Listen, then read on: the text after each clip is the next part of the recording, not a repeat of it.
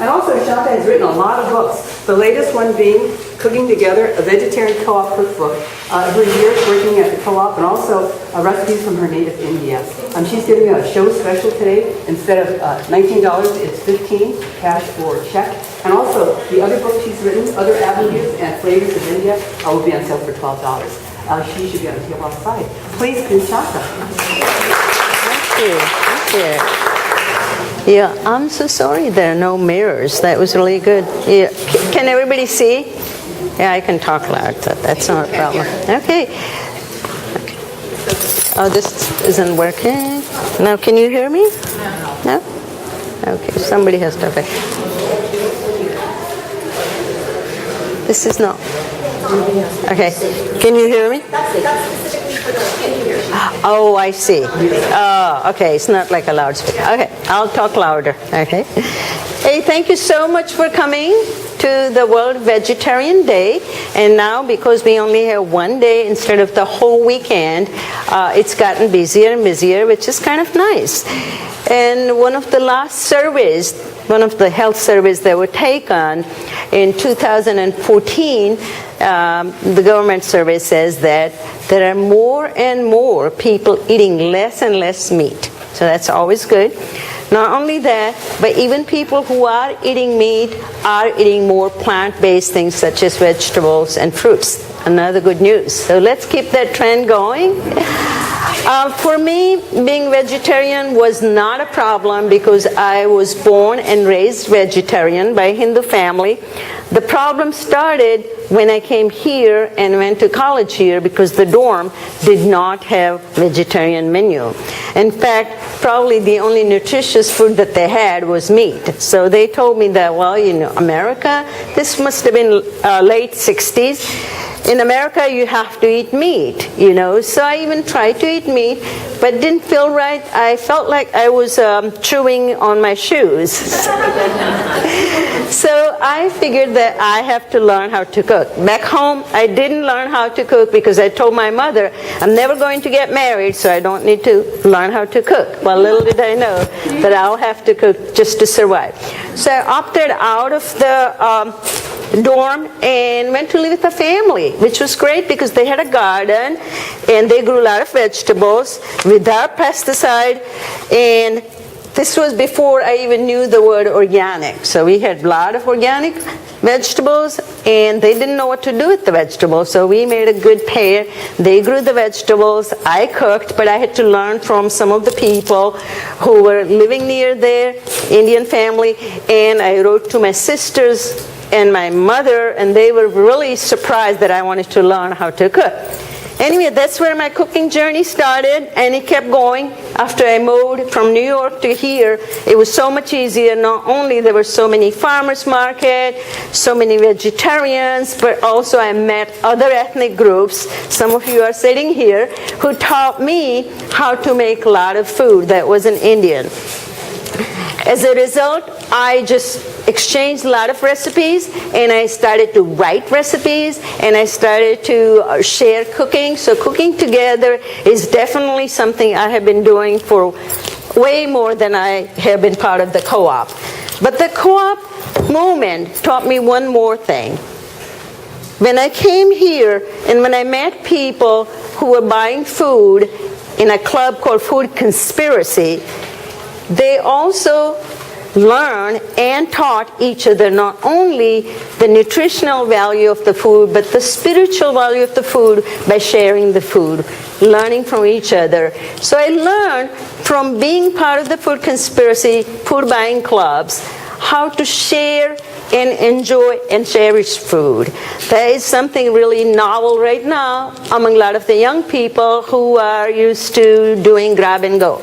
I mean, the word grab and go kind of turns me off. Food should not be grabbed and goed. It should be cherished, shared, looked at, cooked, and enjoyed. You know. So anyway, but the co-op movement was really good as far as building the community via cooking together. So from my new book, it's customary to read from your book, so I'm going to read just a short passage because I know we have only half an hour. So cooking together.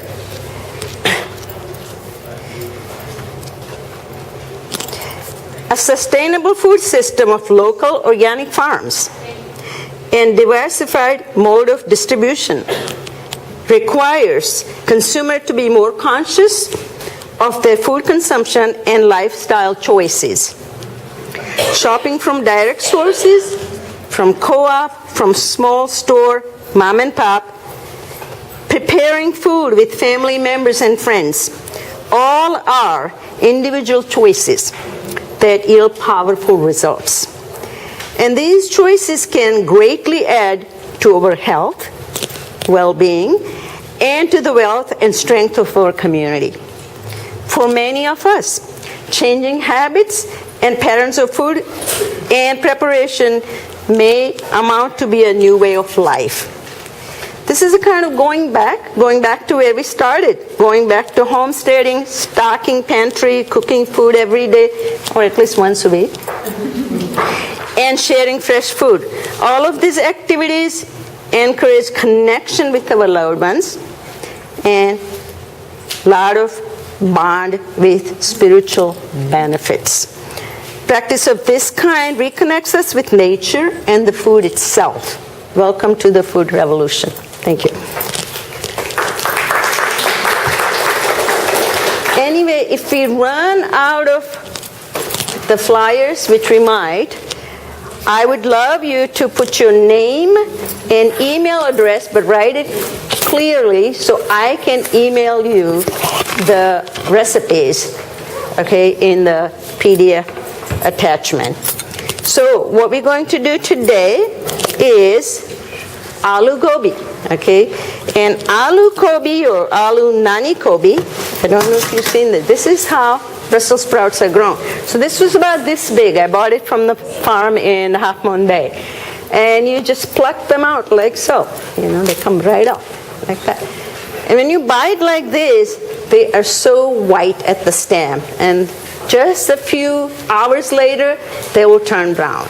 So when you're making something with this, you have to trim that little stalk just like that. Sometimes the outer leaves, if they're brown, you take them out too. And often, they'll just come out when you cut them into two, like so, okay? So Brussels sprouts were something really new to me, and when my sister came here, she was totally amused, so she actually taught me how to make this dish. Before that, I did not like Brussels sprouts. I didn't like anything cabbagey. But I love this dish now, and I make it with my family and with my friends all the time. So this is aloo Nani Gobi is what we call it. So the potatoes you would use in there is something that cooks faster at the same time as the Brussels sprouts. As opposed to russet, it's really good for baking, but for this particular dish, buy either the red potatoes or the Yukon Gold or the white potatoes or the chef's medley or whatever they call it, you know, the long one. The reason for that is you're going to cook them raw with the Brussels sprouts, and then you're going to steam it. So first we're going to stir fry the two, and then we are going to steam it with just a little bit of water, okay? So that's why they have to be fast cooking potatoes, and they have to be cut small like so, okay? So these were red, and I skinned them. However, to make about 60, 70 samples that we were planning to make, and we did for you guys, what I did is I parboiled them first with the skin and all. After parboiling, I took the skin off, cut it into a big chunk, and it came more like a curry sauce. This will become like that too, but it will require a little bit longer cooking. It was difficult to do in this method for so many people, just to let you know. They may be in texture a little bit different. So first we're going to turn on this, and while it's getting hot, I'm going to finish cutting these, and we are going to also cut the cauliflowers, or rather the Brussels sprouts. And if you know a little bit about Indian food, what makes Indian food interesting for most people is the use of spices, right? Because without the use of spices, Indian food will not be Indian food. However, you should use the spices with discrimination. meaning you don't just dump everything in, which is why we don't use curry powder in India. Curry powder is a new concept. I think it was invented by the British, who didn't really know how to use spices, so they put them all together, packaged them to sell them in England, right? We don't use curry powder. Instead, what we do is we put different spices at different stages depending on what you're cooking. So we are going to use a little oil. It could be olive oil, sunflower seed oil, anything that's pretty light. And just a little bit, like a tablespoon for this much. So we are going to use about a dozen of these, and these are washed with the stem and all. Yeah, you can wash. I just used it. I washed it like this because I wanted to show you how it looks. Okay. So once the oil gets a little hot, you put the onion in there. And we are going to stir fry the onion. And then I have some ginger and garlic in here. So when you stir frying in Indian style of stir fried vegetables, and if you start with onion, the onion goes first. And you cook it for a few minutes before you put the garlic or ginger. The reason for that is onion is very kind of juicy. So you want the onion water to evaporate before you put the garlic, so the garlic doesn't get burnt. And then you put rest of the vegetables, and after putting the vegetables, you're going to put the powdered spices. The reason is that if you put the powdered spices now, which some people do, it might get burnt.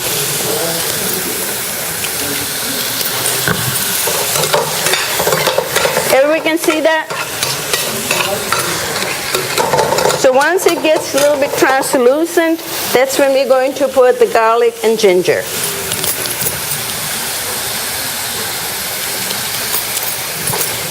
Deborah, could you wash your hand and help me cut these, please? Thank you.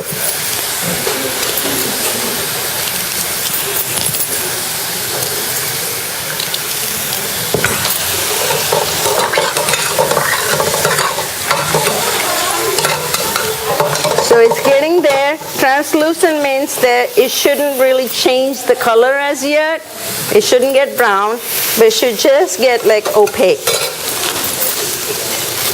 That's when I'm going to put the minced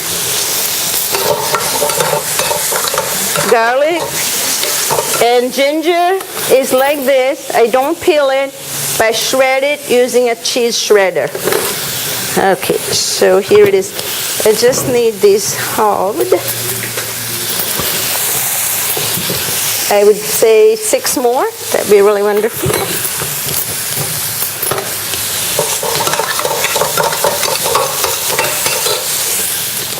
Now I have 4 tomatoes to put next, and the tomatoes have been boiled for a short time in order for them to not have, skin. So I boil them to remove the skin.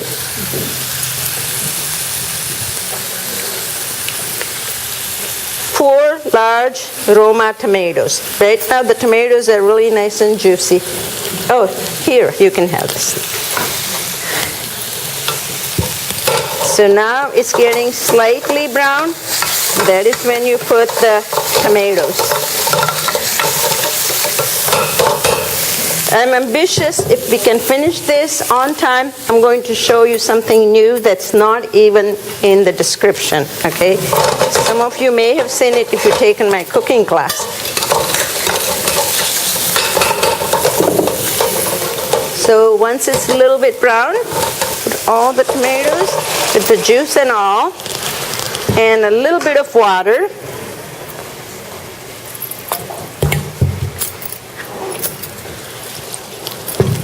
And I'm going to cover it up and cook it for maybe 2 more minutes.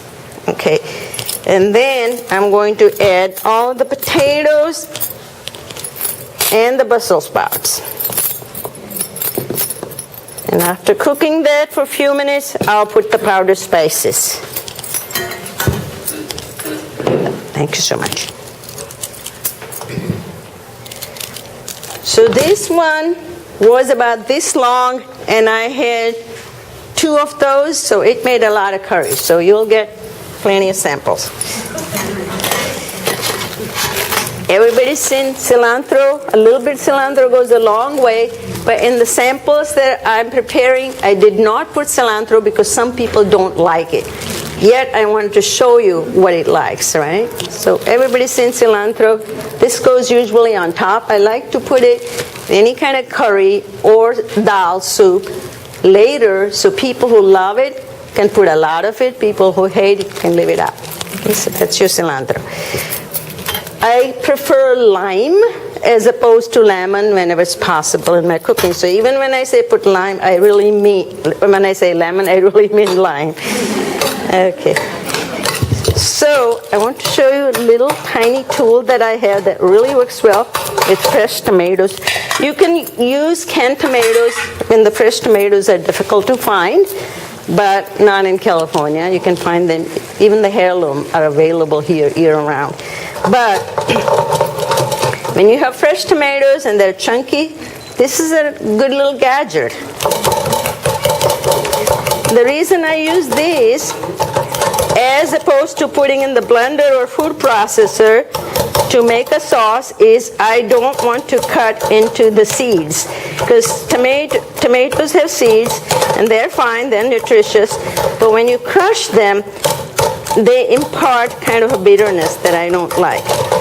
So this way you're not going to puree the onion and you're not going to cut into the seeds. Okay, so there's your sauce. This is kind of slippery. Did you steam the tomato to get off the skin? Oh, just for like 2-3 minutes. The way you know that the skin is going to come out, so once it starts boiling, and the tomatoes have to be immersed in water. Once it starts boiling, you will see that the skin starts to split. You can see the splitting. Okay, so now goes the rest of the ingredients. And some spices. So we are going to use, so you measure your spices, don't estimate. Don't do what I'm doing. See, I know my spices, so when I go to purchase spices, I fill up a bag, and when I come home, it's exactly this much. Okay, turmeric, coriander, cumin, and a little bit of cayenne. I'm going to show you a couple more spices that goes in the chai, because we are going to serve up some chai as well. Okay, so that is all. So the spices that went in here with the onion, garlic, ginger to start with, and then the powdered spices, you have them all in the proportion in the recipes.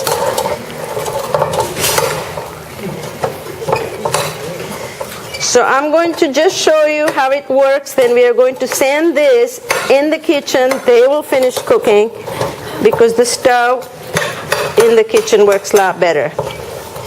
So right now it's raw.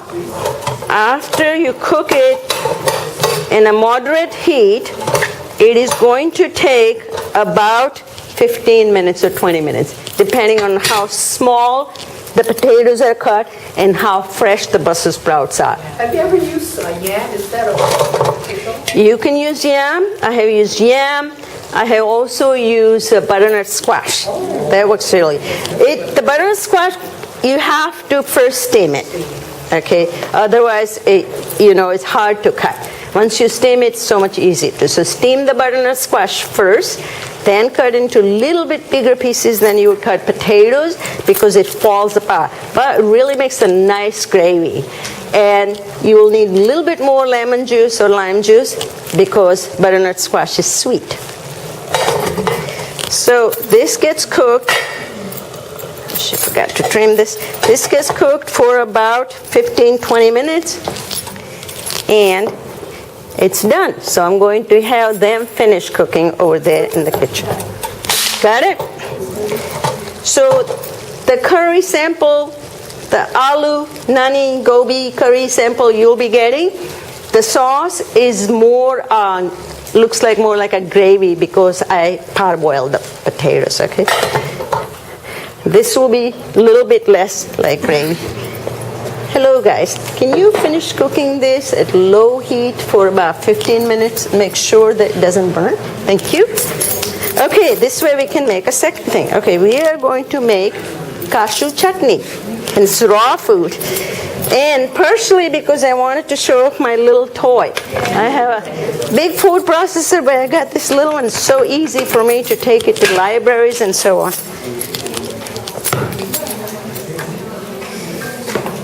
Okay. So chutney takes very short time. And no Indian food is served without chutney. And there are two kinds of chutney. One is pickles, and those chutneys, the pickle chutneys, are made when that particular vegetable or fruit is plenty of in season, just like the pickles are made here when we have a lot of cucumbers. So what do you do with them? You make pickles, right? Similarly, when green mangoes are in season, we make green mango pickles. Pickles are more difficult to make. There's a lot of process involved, such as soaking them in salt and wringing the salt water out, then putting in the sun, and so on.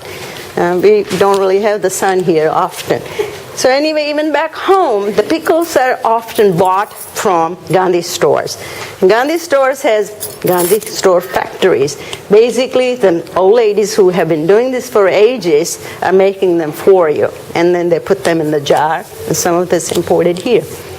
But the chutneys are made almost every day in India, but because of the refrigerators, they're now more and more available in India. A lot of housewives make the chutney maybe once a week, twice a week. Anyway, we are going to make cashew chutney. And before I go into that, it's going to be made with some herbs that I'm going to show you. As I said, ginger, not peeled but washed, lime juice, cilantro. Now this one, I'm sorry, but you have to have cilantro. But if you absolutely don't like cilantro, you can make it with flat parsley. It won't taste the same. Some people who do not like cilantro have told me that they actually don't detect it in the chutney, maybe because of the ginger that takes over. Or a jalapeno. Okay. So we're going to make chutney. The spices I'm going to be using for that is just the herbs and salt. Okay. I call fresh things that I use, such as green onion, or cilantro, or parsley, or jalapeno, ginger, herbs. Whereas the dry things, like the powder cayenne, cumin, and coriander spices. There is really a definition and distinction if you go to the library and look it up, but people use herbs and spices kind of interchangeably. Okay, so we are going to have lime juice, and all I need is a little salt. Okay, so a tablespoon of ginger, just a tablespoon, about half jalapeno. You can cure the jalapeno so you still have the flavor without the heat, is you take the inside and the seeds out, or you can just cut it like this, almost like fish, like so, okay? All right, and then the cilantro, of course, 5 minutes. Okay, we are almost done. All right.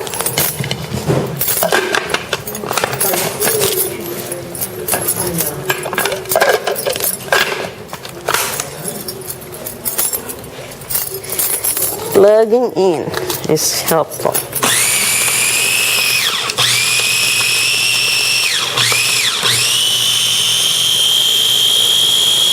So you're first going to grind the herbs. Then you're going to put cashews, they've been soaked for half an hour in hot water. That makes them nice and plump. Raw cashews. They have to be raw because the roasted have the outside kind of sealed, so they won't be as creamy. That's your lemon juice. A little salt. We have 3 more minutes. And they're going to stir up the sample any minute.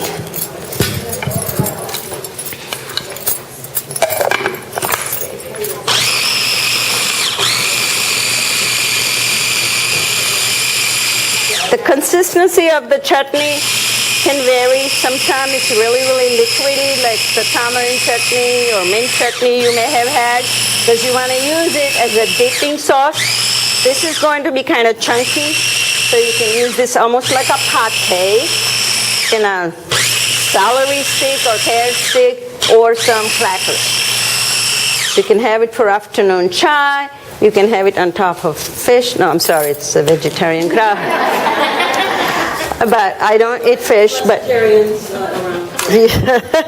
Okay. Well, I don't eat fish, but I have been told that this is very good with fish. Is this one of the recipes you're going to email us? This recipe, I can email it to you. Okay, when you sign up the sheet, I've written it down. yeah. I also do a lot of appearance in public library. You're near me. Yeah, okay, so in the library, this is what I'm going to show. But they asked me not to print out the recipes because they want the audience to buy the book. Or you can take out the book from the library.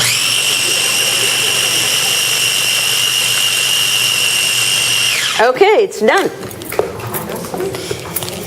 Now, if you have any question, yes. I thought chutney was just based on fruits and other things, not that's called. Oh, you can make chutney out of a lot of things. You can even make chutney out of peels of vegetables, among other things.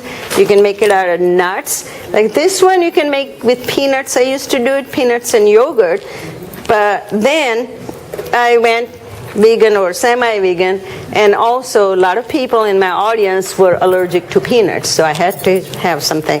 So this is my personal invention. Okay, this is ready to go. So we have this being served with crackers, some chai, and aloo gobi coming up. Okay, any other questions? Yeah. Yeah. Can you add sweetener to the chutney? Oh, absolutely. You can put a little sugar in here to offset the lemon juice, but I think that cashews are so sweet that you don't really need to. One more, just a little thing. I'm almost done. Okay. So, you know holidays are coming, right? So you don't know what to get to some people who have everything or some people who are difficult to get. Okay, here is a mason jar. You can buy it for like $1 from a hardware store. Fill it up with your favorite chutney. My favorite is cashew as well as cranberries, like so. And get a bag like this, or like this, and you put it inside. Voila.